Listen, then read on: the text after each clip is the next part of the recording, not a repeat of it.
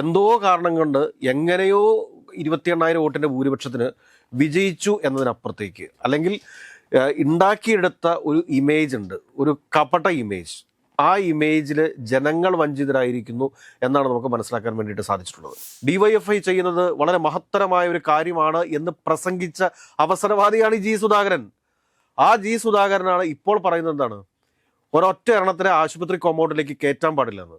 എന്ന് പറഞ്ഞാൽ ഇയാളുടെ തറവാട് സ്വത്താണല്ലോ കേരളത്തിലെ മെഡിക്കൽ കോളേജ് ആശുപത്രികളല്ലോ. നിയമസഭയ്ക്കകത്ത് ഇദ്ദേഹം പ്രസംഗിക്കുന്ന സമയത്ത് ഒന്ന് കൈയടിച്ചു UDF അംഗങ്ങൾ. ഉടനെ ഇദ്ദേഹം പറഞ്ഞതാണ്, ഞാൻ നിങ്ങളുടെ കൂട്ടത്തിൽ പെട്ടതല്ല, ഞാൻ ജനകീയ MLA ആണെന്ന്. നാണമുണ്ട് ഇദ്ദേഹത്തിന് ഇത് പറയാനായിട്ട്? ഒരു വിചാരത്തെ, ഒരു മനോവീര്യത്തെ തകർക്കുന്ന രീതിയിലുള്ള ജി സുധാകരൻ്റെ ഈ പ്രസ്താവന അദ്ദേഹം പിൻവലിക്കേണ്ടതുണ്ട്.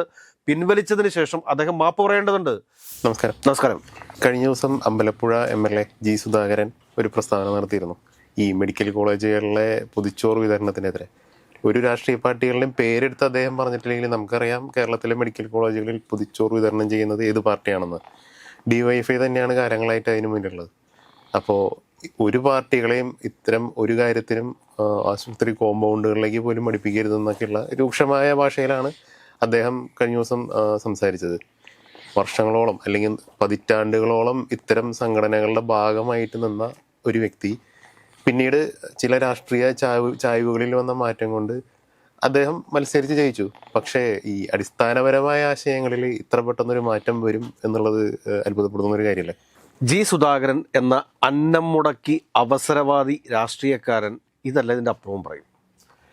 ജി സുധാകരനെ മുമ്പോട്ട് നയിച്ചുകൊണ്ടിരിക്കുന്നത് കമ്മ്യൂണിസമോ ഒന്നുമല്ല, അല്ലെങ്കിൽ എന്തെങ്കിലും സാമൂഹിക പ്രതിബദ്ധതയൊന്നുമല്ല. അധികാരം മത്തുപിടിച്ച് നടക്കുന്ന ഒരു കിളവൻ. ആ ഒരു പദം തന്നെ നമ്മൾ ഉപയോഗിക്കേണ്ടി വരും. അതിനപ്പുറത്തേക്ക് വേറൊന്നുമില്ല. എന്തോ കാരണം കൊണ്ട് എങ്ങനെയോ 28,000 വോട്ടിൻ്റെ ഭൂരിപക്ഷത്തിന് വിജയിച്ചു എന്നതിനപ്പുറത്തേക്ക്, അല്ലെങ്കിൽ ഉണ്ടാക്കിയെടുത്ത ഒരു ഇമേജ് ഉണ്ട്, ഒരു കപട ഇമേജ്. ആ ഇമേജിൽ ജനങ്ങൾ വഞ്ചിതരായിരിക്കുന്നു എന്നാണ് നമുക്ക് മനസ്സിലാക്കാൻ വേണ്ടിയിട്ട് സാധിച്ചിട്ടുള്ളത്. ആരാണ് ജി സുധാകരൻ എന്നുള്ളത് ഇപ്പോൾ വ്യക്തമാവുകയല്ല, എല്ലാവർക്കും വ്യക്തമാവുകയല്ലേ. DYFI ചെയ്യുന്നത് പൊതിച്ചോറ് വിതരണം മാത്രമാണോ? യൂത്ത് കോൺഗ്രസും പൊതിച്ചോറ് വിതരണം ചെയ്യുന്നുണ്ടല്ലോ, KSUം പൊതിച്ചോറ് വിതരണം ചെയ്യുന്നുണ്ടല്ലോ. അപ്പോൾ ഇവരെ ഒന്നും ആശുപത്രിയിലേക്ക് കയറ്റാൻ പാടില്ല എന്ന് പറയാനായിട്ട് ഇയാൾ ആരാണ്? ഇന്നലെ തുടങ്ങി പലരും, ഇന്നലെ നമ്മളൊരു കണ്ടതാണ്, ഒരു സ്കൂളിൻ്റെ മുറ്റത്ത് ഇയാൾ പോയി നിൽക്കുന്ന സമയത്ത് ഇയാളുടെ അടുത്ത് കൃത്യമായിട്ടുള്ള ചോദ്യങ്ങളുമായിട്ട് ചില സഖാക്കന്മാരും നാട്ടുകാരും ഒക്കെ എത്തുന്നത് നമ്മൾ കണ്ടതാണ്.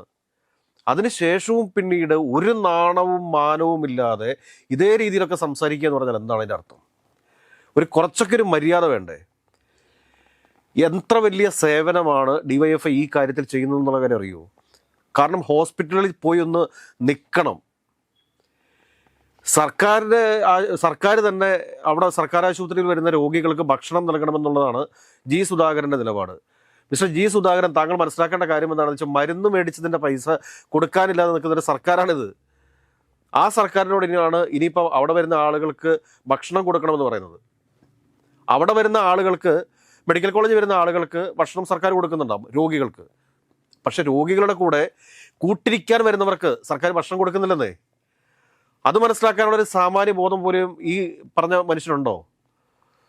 അപ്പോൾ സംഭവിക്കുന്ന കാര്യം എന്താണ്? DYFIക്കാർ കൊണ്ടു കൊടുക്കുന്ന ആ പൊതിച്ചോറിന് വേണ്ടിയിട്ട് എത്ര ആളുകളാണ് കാത്തിരിക്കുന്നതെന്നറിയാമോ?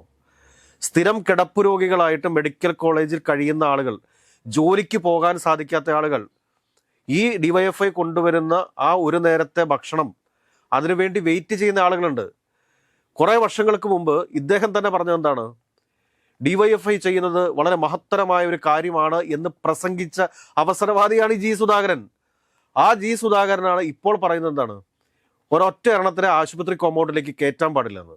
എന്ന് പറഞ്ഞാൽ ഇയാളുടെ തറവാട് സ്വത്താണല്ലോ കേരളത്തിലെ മെഡിക്കൽ കോളേജ് ആശുപത്രികളല്ലോ. ഇദ്ദേഹത്തിൻ്റെ തറവാട് സ്വത്താണ്.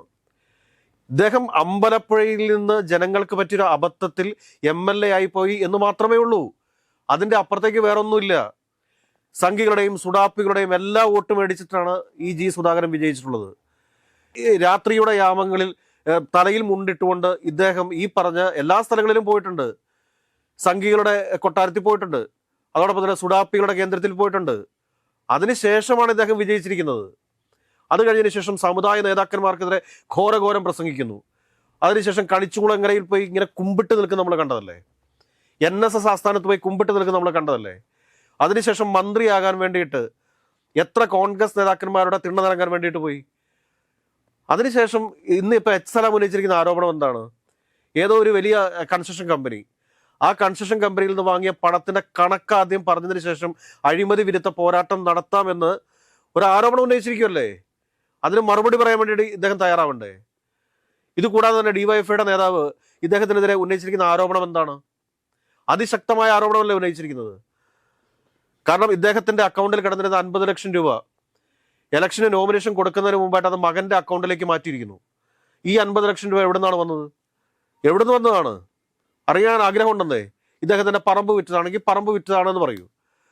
അതല്ലെങ്കിൽ ഇദ്ദേഹത്തിന്റെ പെൻഷൻ കാശ് കൊണ്ട് ചിട്ടി ചേർന്നിട്ട് ആ ചിട്ടി പിടിച്ചിട്ടേക്കുന്ന പൈസയാണെന്ന് പറയൂ. ഒരു വ്യക്തത വരുത്തണ്ടേ? അസറ്റിൽ കാണിച്ചിട്ടില്ല. ഇപ്പൊ ചിട്ടി വിളിച്ച പൈസയാണെങ്കിൽ അസറ്റായിട്ട് കാണിക്കുന്നതിന് എന്താ പ്രശ്നമുള്ളത്? വരുമാനമായിട്ട് കാണിക്കുന്നതിന് പ്രശ്നമുണ്ടോ? ഇല്ലല്ലോ. അല്ലെങ്കിൽ സേവിങ്സ് ആയിട്ട് കാണിക്കാമല്ലോ. അതൊന്നും കാണിക്കാതെ ആ 50 ലക്ഷം മാറ്റിയെന്ന ഒരു ആരോപണം വന്നു കഴിഞ്ഞപ്പോഴത്തേക്ക് ഒന്നും പ്രതികരിക്കാനുണ്ടായിരുന്നല്ലോ. എന്താണ് റെജി ചെറിയാനെതിരെ പോയി ക്ഷമാപണം നടത്തി ആ പ്രശ്നം അവസാനിപ്പിച്ചത്? റെജി ചെറിയാൻ MLA കുറിച്ച് തട്ടിക്കയറി വന്നായിരുന്നല്ലോ.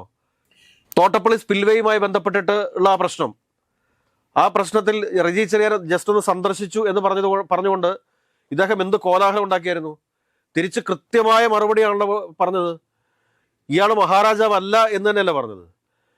ആലപ്പുഴ ജില്ലയിലെ MLA-മാരുടെ രാജാവ് കളിക്കാൻ വരണ്ട എന്ന് പറഞ്ഞതിന് ശേഷം പിന്നീട് റെജി ചെറിയാന്റെ കാല് പിടിച്ചിട്ടാണല്ലോ ആ പരസ്യ സംവാദങ്ങൾ വിവാദം അവസാനിച്ചത്. അതല്ലായിരുന്നെങ്കിൽ അന്ന് തന്നെ വിവരം അറിഞ്ഞു പോയേനെ. ഇതിപ്പോൾ ഡിവൈഎഫ്ഐക്കാർ നടത്തുന്ന രക്തദാനം നടത്തുന്നുണ്ട്, അത് നടത്താൻ പാടില്ലെന്നാണ് അദ്ദേഹം പറയുന്നത്. ഇദ്ദേഹം ഏത് ലോകത്താണ് ജീവിക്കുന്നത്? അതോ ഇദ്ദേഹം കേരളത്തിന്റെ ഹെഡ് മാഷാവാൻ നോക്കുന്നതോ? അതോ കേരളത്തിലെ രാജാവായിട്ട് വാഴാൻ വേണ്ടി ഉള്ള ശ്രമമാണോ ഇത്? ഇതൊന്നും ഒരു തരത്തിലും ഒരു രാഷ്ട്രീയ പ്രവർത്തകനും ഒരു പൊതുപ്രവർത്തകനും അംഗീകരിക്കാൻ പറ്റുന്ന കാര്യമല്ല. അയാളുടെ രാഷ്ട്രീയം എന്തും ആയിക്കൊള്ളട്ടെ.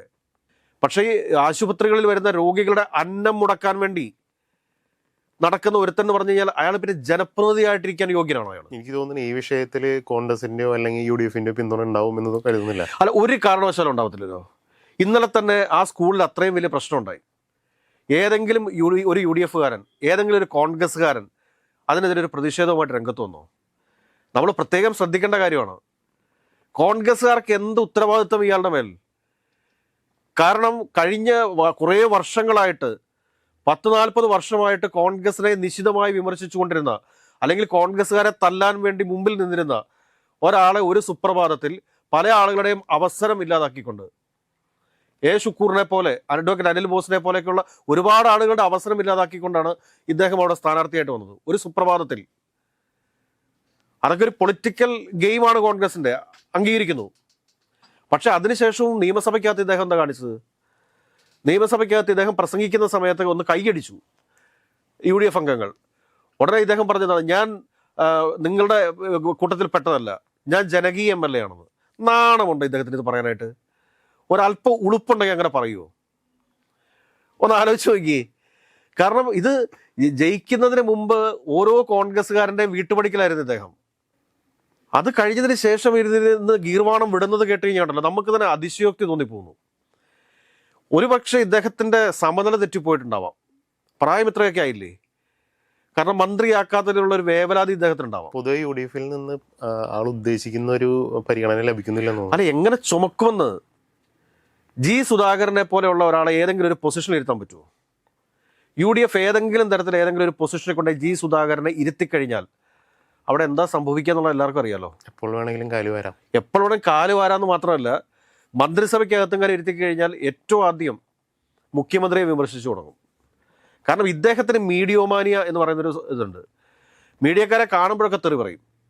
അതിനുശേഷം എല്ലാ ദിവസവും മീഡിയക്കാരുടെ മുമ്പിലേക്ക് പോയി ചാടും. അല്ലെങ്കിൽ മീഡിയക്കാരുണ്ടെങ്കിൽ അവിടെ എന്തെങ്കിലുമൊക്കെ ഇട്ട് കൊടുക്കും. ഇതാണ് ഇദ്ദേഹത്തിൻ്റെ പരിപാടി. അത് കഴിഞ്ഞിട്ട് മറ്റുള്ളവരെ മര്യാദ പിടിപ്പിക്കാൻ വേണ്ടി നടക്കുന്നു. ആദ്യം പറയേണ്ടത് ഈ പറഞ്ഞ വലിയ കൺസ്ട്രക്ഷൻ കമ്പനിയിൽ നിന്ന് വാങ്ങിയ തുക, ആ തുക ഇദ്ദേഹം എന്ത് ചെയ്തു? ഇദ്ദേഹം ചെയ്ത ചാരിറ്റി ചെയ്തോ? പറയട്ടെ. ഞാനിത് 10 പേർക്ക് വീട് വെച്ച് കൊടുത്തു, അല്ലെങ്കിൽ 2 പേർക്ക് വീട് വെച്ച് കൊടുത്തു, ഒരാളുടെ കല്യാണം നടത്തി കൊടുത്തു. അതിപ്പോൾ സ്വന്തം മകൻ്റെയോ അല്ലെങ്കിൽ ബന്ധുക്കാരുടെ വിവാഹം കഴിപ്പിച്ചു കൊടുത്തും അല്ലെങ്കിൽ വീട് വെച്ച് കൊടുത്തതിൻ്റെ കണക്ക് പറയരുത്. അതല്ലാതെ ഈ പണം വാങ്ങി ആർക്കെങ്കിലും ഏതെങ്കിലും തരത്തിലുള്ള സഹായം ചെയ്തിട്ടുണ്ടെങ്കിൽ അത് വ്യക്തമാക്കാൻ വേണ്ടിയിട്ട് ഇദ്ദേഹം തയ്യാറാവണം. അതങ്ങനെ തയ്യാറാവാതെ വന്നിരുന്ന പക്ഷം നമുക്കെന്താ പറയേണ്ടത്? തൽക്കാലത്തേക്ക് ഈ കവലപ്രസംഗം, ആ പറഞ്ഞ കവലപ്രസംഗമൊക്കെ അവസാനിപ്പിച്ച് ഡിവൈഎഫ്ഐയുടെ പ്രവർത്തനങ്ങൾക്ക് നേരെ വിരലോങ്ങാൻ താങ്കളായിട്ടില്ല. എന്തെല്ലാം അഭിപ്രായ വ്യത്യാസങ്ങളുടെയും ഡിവൈഎഫ്ഐ നടത്തിക്കൊണ്ടിരിക്കുന്ന പൊതിച്ചോറ് വിതരണത്തെയും അതോടൊപ്പം തന്നെ രക്തദാനം പോലെ ഉൾപ്പെടെയുള്ള സേവന പ്രവർത്തനങ്ങൾ, എവിടെയെങ്കിലും ഒരു പ്രകൃതിക്ഷോഭമുണ്ടായാൽ അവിടെ ഏറ്റവും ആദ്യം ഓടിയെത്തുന്നതും രംഗത്ത് വരുന്നതും ആരായിരിക്കും? ഡിവൈഎഫ്ഐക്കാരല്ലേ? യൂത്ത് കോൺഗ്രസ്സുകാരില്ലെന്ന് ഞാൻ പറയുന്നില്ല. അപ്പം അങ്ങനെയുള്ള യുവജന സേവാഭാരതിയും വരുന്നുണ്ട്, ഇല്ലായിക്കൊന്നുമില്ല. പക്ഷെ അങ്ങനെയുള്ള യുവജന പ്രവർത്തകരുടെ ഒരു വിചാരത്തെ, ഒരു മനോവീര്യത്തെ തകർക്കുന്ന രീതിയിലുള്ള ജി സുധാകരൻ്റെ ഈ പ്രസ്താവന അദ്ദേഹം പിൻവലിക്കേണ്ടതുണ്ട്. പിൻവലിച്ചതിന് ശേഷം അദ്ദേഹം മാപ്പ് പറയേണ്ടതുണ്ട്. കാരണം ഡിവൈഎഫ്ഐയോടുള്ള വ്യക്തിവൈരാഗ്യം, താനില്ലാത്ത പാർട്ടി ഇനി കേരളത്തിൽ വേണ്ട എന്ന വിചാരം. ഇന്നലെ അദ്ദേഹം പറഞ്ഞ കാര്യം എന്താണ്? 10 ആളുകൾ മാത്രമാണ് ഇനി ആ പാർട്ടിയിൽ അവശേഷിക്കുന്നതെന്ന്. ഇദ്ദേഹത്തിന് ആ പാർട്ടിയെ കുറിച്ച് അറിയാവുന്നതല്ലേ? അതിനുശേഷവും ഇതേ രീതിയിലുള്ള ഡയലോഗ് അദ്ദേഹം പറയാൻ പാടുണ്ടോ? ഏതായാലും ഡിവൈഎഫ്ഐ എനിക്ക് മനസ്സിലാക്കാൻ സാധിക്കുന്നത് അവർ പൊതിച്ചോറ് ഇരട്ടിയാക്കി കൊടുക്കും. ഇത് സമ്പന്നതയിൽ നിന്നല്ല ഡിവൈഎഫ്ഐ പൊതിച്ചോറ് കൊണ്ടുവരുന്നത്, അത് നമ്മൾ മനസ്സിലാക്കണം. അതായത് 5 പേർക്കുണ്ടാവുന്ന ചോറിൽ നിന്നും 6ാമതൊരെണ്ണം ഉണ്ടാക്കിയെടുക്കുന്നതാണ്. 5 പേർക്കുണ്ടാവുന്ന ചോറേ ഉണ്ടാവത്തുള്ളൂ. പക്ഷെ അതിൽ നിന്ന് 6ാമതൊരു പൊതി കൂടി ഉണ്ടാക്കി ആ പൊതിയാണ് മെഡിക്കൽ കോളേജിലേക്ക് കൊടുത്തുവിടുന്നത് എന്നുള്ള യാഥാർത്ഥ്യം ജി സുധാകരനെ പോലെയുള്ള പൊളിറ്റിക്കൽ ക്രിമിനൽസ് എന്ന് തന്നെ പറയേണ്ടി വരും, അല്ലെങ്കിൽ രാഷ്ട്രീയ തെമ്മാടികൾ ഓർത്തിരിക്കേണ്ടത് നല്ലതാണ്. ഈ പറയുന്ന മാടമ്പിത്തരവും തെമ്മാടിത്തരവും വിളിച്ചു പറയുന്നതിന് മുമ്പ് പലവട്ടി ആവർത്തിക്കേണ്ടതുണ്ട്. ഈ നാട്ടിലെ ചെറുപ്പക്കാരുടെ സാമൂഹ്യ സേവന മനോഭാവത്തെ തകർക്കാൻ ശ്രമിച്ചാൽ അത് കാലം നിങ്ങൾക്ക് മാപ്പ് തരില്ല എന്ന് മാത്രമേ ഈ വിഷയത്തിൽ പറയാനുള്ളൂ.